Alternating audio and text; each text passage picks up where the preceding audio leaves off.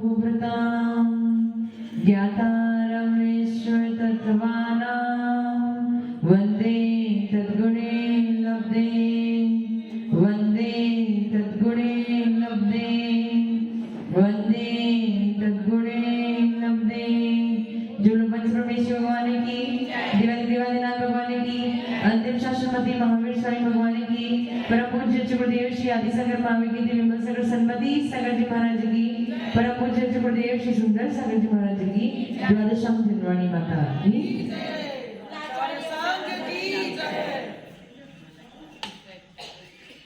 तीन भुवन में सार वीत राग विज्ञानता शिव स्वरूप शिवकार नमो त्रियोग संहारी के। तीन भुवन अर्थात अधोलोक, मध्यलोक और ऊर्ध्वलोक। कल उसका वर्णन मैंने आपको बताया था। मध्यलोक बीच में होता है जिसमें 1,40,000 योजन ऊंचा मध्यलोक है।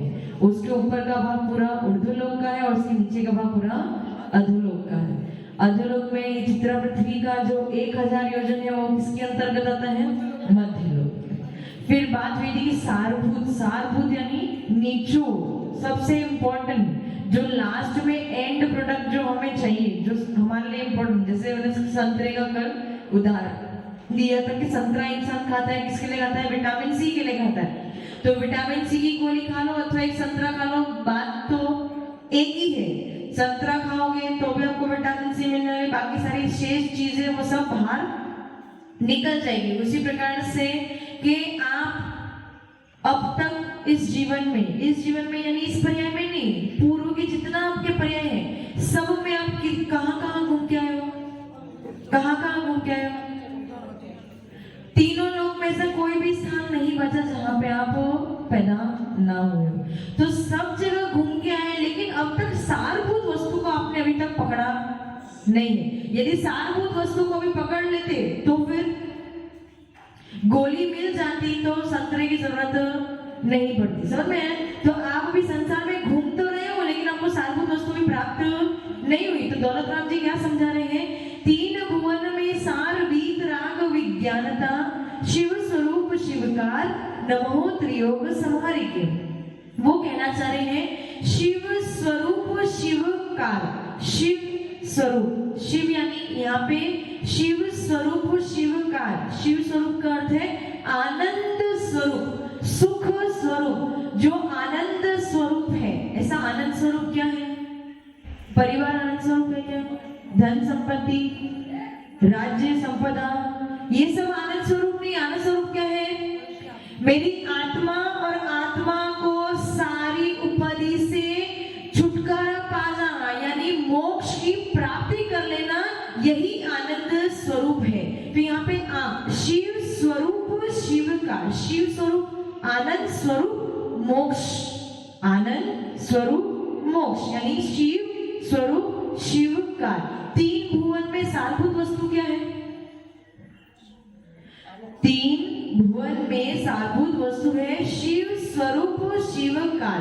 आप भगवान का अभिषेक करते हो, पूजन करते हो, गुरुओं की अर्चना करते हो, आराधना करते हो, उनको आहार दान दे रहे हो, सबके पीछे लास्ट निचोड़ क्या है? मोक्ष प्राप्त करने के लिए धीरे धीरे अपने कदम को आगे बढ़ाते बढ़ाते कहाँ जाना चाह रहे हो? मोक्ष की तरफ जाना चाह रहे हो। तो तीन भुवन में सारभूत वस्तु है शिव स्वरूप शिवकार। और उसके लिए, किसके लिए? उस मोक्ष की प्राप्ति के लिए वीतराग विज्ञानता, वीतराग विज्ञानता। अब यहाँ पे जो विज्ञान है, विज्ञान का मतलब क्या होता है? आप विज्ञान शब्द से क्या समझते हो? बाकी इसे लोक व्यवहार में विज्ञान शब्द का क्या अर्थ होता है वकील साहब? साइंस। साइंस पूर्ण ज्ञान है क्या? विशेष ज्ञान है पर पूर्ण ज्ञान है क्या? क्या सत्य ज्ञान है? क्या सत्यार्थ का बोध करता है? साइंस कहता है कि चंद्रायन चंद्र पे चला गया, साइंस कहता है पानी में 36,000 जीव होते हैं, साइंस अन्य बहुत सारी बातें कहता है जो हमारे जैन धर्म के अनुसार या अपने आचार्य के अनुसार अनुकूल नहीं है, उनके अगेंस्ट में, वो प्रामाणिक बातें नहीं है। तो यहाँ पे उन्होंने विज्ञान शब्दों को आप गलत ना समझ लो, उन्होंने इसलिए विज्ञान के आगे विशेषण लगा दिया वीतराग। कौन सा विशेषण लगा दिया?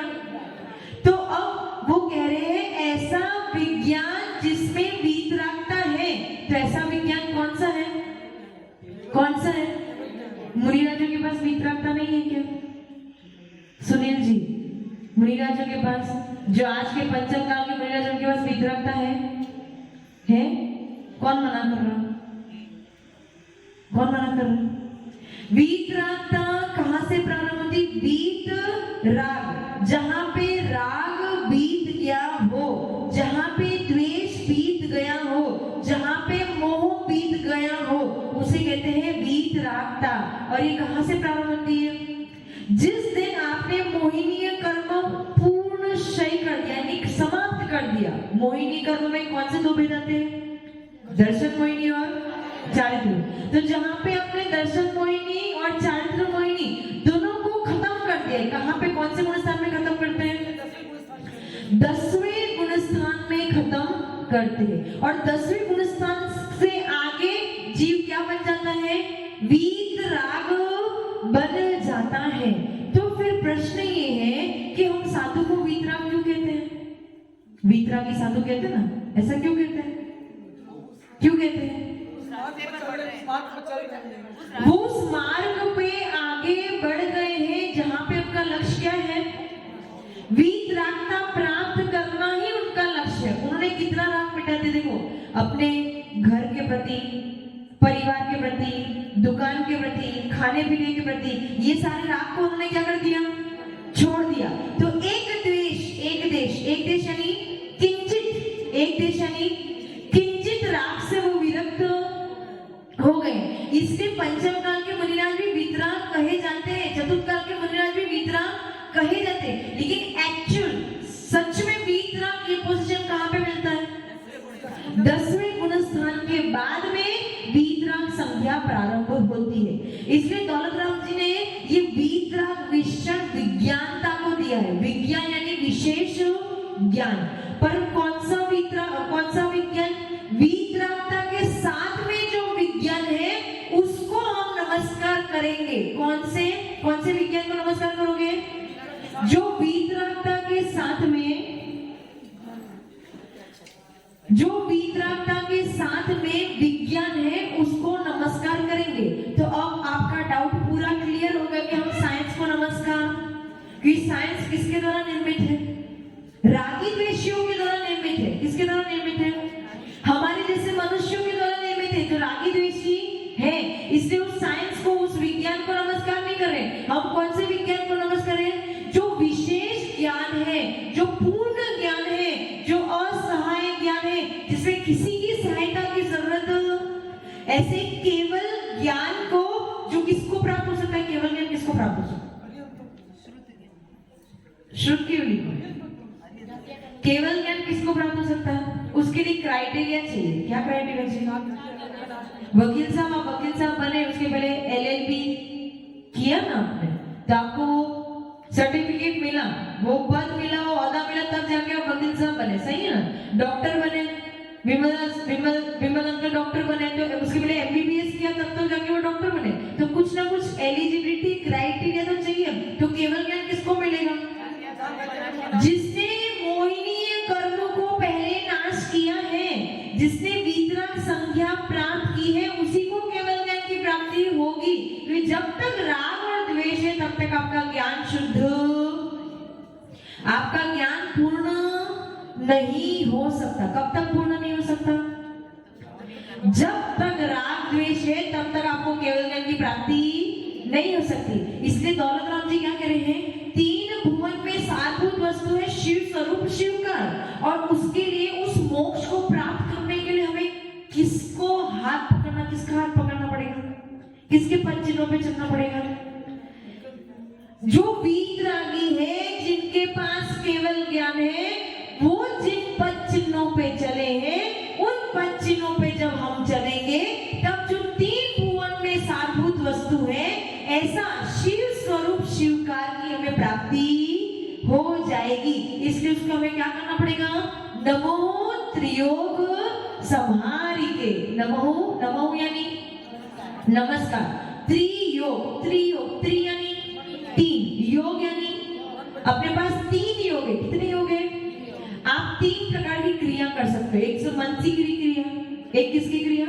मन की क्रिया, एक वचन की क्रिया और एक क्रिया, तो ये इसको ही योग कहते हैं। जब जब आप मन से, वचन से और काय से कोई क्रिया करते हो तो उसकी वजह से क्या होता है, आपकी आत्मा में परिस्पंदन होता है। मैंने ये वाली बात आपको पहले भी जब कर्म सिद्धांत पढ़ाया था तब समझाया था कि जब जब आप वचन बोल रहे हो, जब जब आप कोई काय की क्रिया कर रहे हो, जब जब आप मन में कोई विचार करते हो तो क्या होता है, आपकी आत्मा में परिस्पंदन होता है, वाइब्रेशन होता है। उसको क्या कहते हैं, योग। क्या कहते हैं, तो ये योग कितने प्रकार के हैं, 3, मन, वचन, काय। तो यहाँ पे दौलत राम जी क्या कह रहे हैं, जो 3 भुवन में सारभूत वस्तु है, ऐसे शिव स्वरूप शिवकार को प्राप्त करने के लिए मैं दौलत राम क्या कर रहे हैं, वीतराग विज्ञानता को, वीतराग विज्ञानता को नमः, नमः यानी नमस्कार करता हूँ। कैसे नमस्कार करता हूँ, त्रियोग संभाल के, त्रियोग यानी तीनों योगों को संभाल के यानी एकजुट करके, एकत्रित करके, केंद्रित करके, कौन से स्थान पे, एक ही स्थान पे। कहाँ लगा रहे हैं, हमारा मन कहाँ लग रहा है, कहाँ पे, वीतराग विज्ञानता को नमस्कार करने में हमारा मन भी लग रहा है, हमारा वचन भी लग रहा है और हमारी काय भी लग रही है। ये समझ में, हम कहते ना अपने मन वचन काय को लगाओ। मन वचन, पूजा कर रहे हो तो क्या करो, किसी का मन वचन से बोल तो रहे हो अगम नेनो पामिति, लेकिन मन कहाँ है, घर पे रोटी बनानी है, दाल बनाना है, शाक बनाना है, आज ये करना है, आज वो करना है, तो मन तो केवल वचन से कर रहे हो और काय से सामग्री चढ़ा रहे हो। कोई कोई तो ऐसे तो केवल काय से सामग्री चढ़ा रहा है, वचन से बोल भी नहीं रहा है, ना मन लग रहा है। परंतु सबसे ज्यादा भाव किसके लगेंगे, जिसका मन भी उधर है, वचन भी उधर है और काय भी उधर है। जब तीनों योगों को एक साथ मिला के आप काम करोगे तब जाके आपको सफलता मिलेगी। समझ में है मैं क्या कह रही हूँ। इंटेलिजेंट व्यक्ति कौन होता है, जो बहुत सारा काम थोड़े समय में कर देता है, जो बहुत सारा काम। एक स्टूडेंट भी होता है, जब वो पढ़ाई कर रहा है, पुस्तक लेके बैठा है, ठीक है, पुस्तक लेके बैठा, मतलब काय की क्रिया तो वो कर रहा है। अब वचन से वो अपना आंसर पढ़ भी रहा है, लेकिन उसका मन उसमें नहीं लग रहा है, याद होगा। लेकिन जिसने मन, वचन, काय तीनों को उस पुस्तक में लगाया है, उसको कितना समय लगेगा, कुछ ही क्षण में उसे वो याद हो जाएगा। तो यहाँ पे दौलत राम जी क्या कह रहे हैं कि अगर हमें 3 भुवन में, वो तो पढ़ाई है, छोटी सी पढ़ाई, लेकिन जो इस पूरे 3 लोक में जो 14 राजू ऊंचा है, उस पूरे 3 लोक में जो सारभूत वस्तु है, जो सबसे इंपॉर्टेंट है, ऐसा शिव स्वरूप शिवकार को प्राप्त करने के लिए हमें किसको नमस्कार करना पड़ेगा, वीतराग विज्ञानता को नमस्कार करना पड़ेगा। और कैसे नमस्कार करना पड़ेगा, तीनों योगों को एक साथ एकजुट करके नमस्कार करना पड़ेगा, तब जाके उस सारभूत वस्तु को प्राप्त कर सकते हैं। तो यहाँ पे उन्होंने पंच परमेश्वरी हमारे लिए जरूरी है, ठीक है। तो उन्होंने पंच परमेश्वरी में सबसे उन्होंने क्या कर दिया, वीतराग विज्ञानता, जिनके जिनके पास केवल ज्ञान है, जिनके पास वीतरागता संज्ञा है, उन सबको उन्होंने नमस्कार। मैं गुण को नमस्कार करूं अथवा गुणी को नमस्कार करूं, बात तो एक ही है ना। समझ में, अगर टीचर को नमस्कार करते हैं तो टीचर को नमस्कार, उस व्यक्ति को नमस्कार कर रहे हो या उसके अंदर बैठे हुए जो ज्ञान है उसको नमस्कार कर रहे हो, बात तो एक ही ना। तो जब मैं केवल ज्ञान को नमस्कार कर रही हूँ तो उसके साथ में जिनके अंतरंग में केवल ज्ञान बैठा है, जिनके अंतरंग में वीतरागता बैठी, उनको भी नमस्कार हो ही गया। इस प्रकार से दौलत राम जी ने मंगलाचरण किया इस 6 ढाला का, जिसमें उन्होंने किनको नमस्कार किए हैं, वीतराग विज्ञानता को नमस्कार किया। किस लिए नमस्कार किया है, किस लिए नमस्कार किया है, 3 भुवन में जो 3 लोक में जो सारभूत वस्तु है, मोक्ष को प्राप्त करने के लिए उन्होंने किसको नमस्कार किया है, वीतराग विज्ञानता को नमस्कार किया। और कैसे नमस्कार किया है, तीनों योगों को एक साथ करके नमस्कार किया है। तो इससे आपको क्या समझ में आ रहा है, इसका इसका कंक्लूजन क्या है, इस छंद का कंक्लूजन क्या है? आपको साधु वस्तु चाहिए कि नहीं चाहिए? चाहिए कि नहीं चाहिए?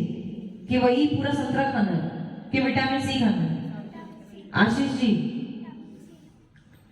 बनिया क्या सोचता है? थोड़े में ज्यादा काम हो जाए, तो सारभूत वस्तु ही चाहिए। तो तीन भुवन में सारभूत वस्तु तो मोक्ष की प्राप्ति है, और उस मोक्ष को प्राप्त करने के लिए क्या करना पड़ेगा? वीतराग विज्ञानता को नमस्कार करना पड़ेगा। वो कैसे करना पड़ेगा? तीनों योगों को संभाल के। उसका मतलब क्या होगा? इसका मतलब ये है कि आप जब भी मंदिर में आओ, साधु के पास आओ, केवल क्या करो, कुछ समय के लिए आओ, कोई बात नहीं, पूरे दिन भर मत बैठो वकील साहब, पूरे दिन भर, लेकिन जितने समय के लिए है तो तब क्या करना? मन, वचन और काय, तीनों को कहां लगाना? यहीं पे लगाना। और कहीं पे भी सब कुछ बाहर, सारी टेंशन, जितनी भी प्रॉब्लम्स है, जितने भी दुख है, दर्द है, सबको बाहर छोड़ के आना।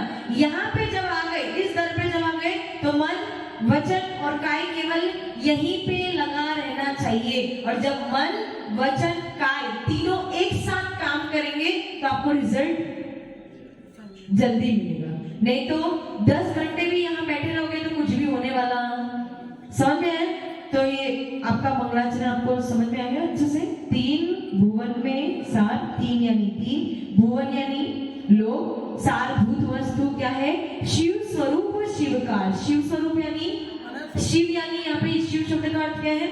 आनंद, सुख, सुख स्वरूप शिवकार। शिवकार यानी मोक्ष। उसको प्राप्त करने के लिए वीतराग विज्ञानता, विज्ञानता यानी केवल ज्ञान। किसके साथ है केवल ज्ञान? वीतरागता के साथ में केवल ज्ञान जो है उसको नमो त्रियोग संहारिके, नमस्कार करता हूं अपने तीनों योगों को एक साथ लगा के, तब जाके आपको उस मोक्ष सुख की प्राप्ति हो जाएगी। समझ में आया? इसमें इतना क्लियर हो गया ना? तो सुख कहां पे है? यहाँ पे सुख है। बिहारी लाल जी, घर पे सुख है। सुख कहाँ है? ये हमारी अज्ञानता है कि हम इस संसार में सुख मान रहे हैं, लेकिन हमारे आचार्य भगवान कह रहे हैं जो एक्चुअल सुख है, जो सच्चा सुख है, वो कहाँ मिलेगा? मोक्ष मिलने पर ही मिलेगा, कर्मों को नष्ट करने पर ही मिलेगा। लेकिन बंदर क्या जाने अदरक का सुख। समझ में गया? ओम नमः सिद्धेभ्यो। एक बार सरस्वती माता के चरणों में वंदन करेंगे, नमन करेंगे, ताकि जब आगे कभी स्वाध्याय, पूजा, आराधना, अभिषेक जो भी करें, एटलीस्ट अपने तीनों योगों को एक साथ मिला के करें। ओम ह्रीं वाग्वादिनी